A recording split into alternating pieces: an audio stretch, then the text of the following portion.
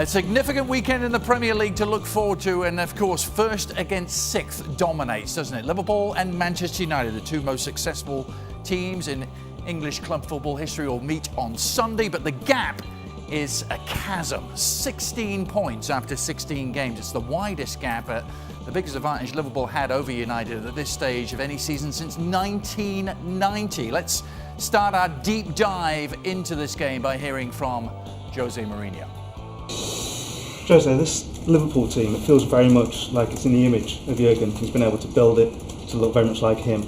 How far away is this United team from being in your image? Far. Why is that? Far. But the reason? The reasons I was telling him is not just about football players. A football team is not just about spending the money. Football team is a little bit like a house too. A house is not just about buying new furniture. You have to do work in the house, and when the house is ready, then you buy the furniture, you spend money in the best possible furniture, and then you are ready to live in an amazing house. Where do we start, Craig?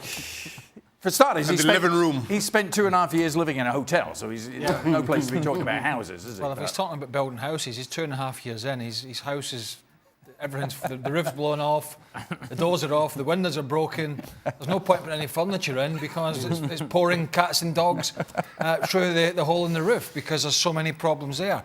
And, you know, it is a team moulded in his mentality at the moment because his mentality is, you know, one of excuses, one of, you know, fighting with the media, one of fighting with his players, and kind of that's how this team seems to be at the moment. Although there's not a bundly fight about the actual team itself, it's quite a sad indictment of a side now who've spent that much money that are 16 points behind Liverpool, going into a huge game, which you know they could, if they play a defensive game, which I think they will, they could get something out of it.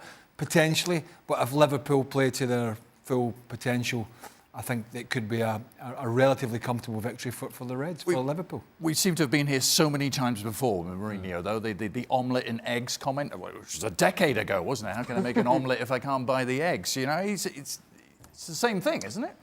Yeah, I'm a little confused as to what the house is. Is he talking about the club structure itself? Is he taking a shot at those that are making decisions above him or that are perhaps bypassing him and making decisions in terms of the club? And if that's the case, then, hey, Jose, if you don't like it, if this house is not pretty enough for you, if Manchester United is not a big enough house for you, then walk away.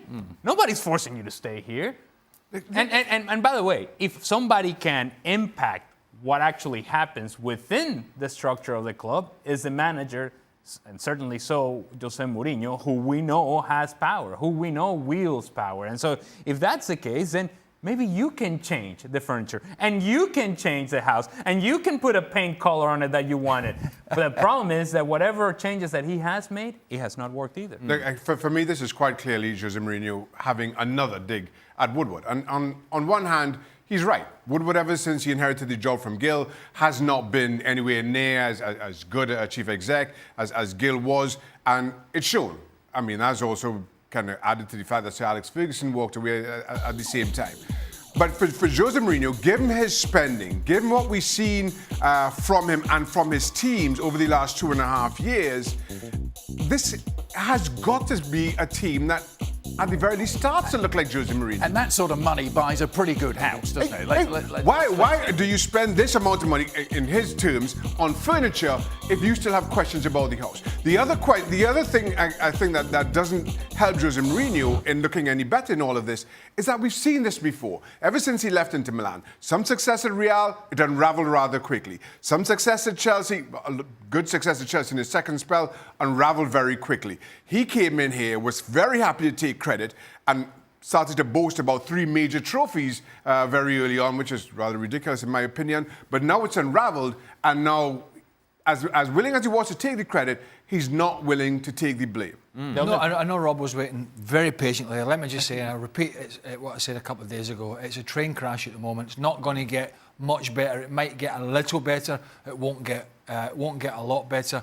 You got to see some, for a manager And the thing is with David Gill and Alex Ferguson, Sir Alex Ferguson, worked great in tandem. It was a great partnership. Yeah. There's no structure, there's no partnership at Manchester United. But you've got to have a structure within your team, you've got to have a backbone within your team, and you've got to have a clear plan.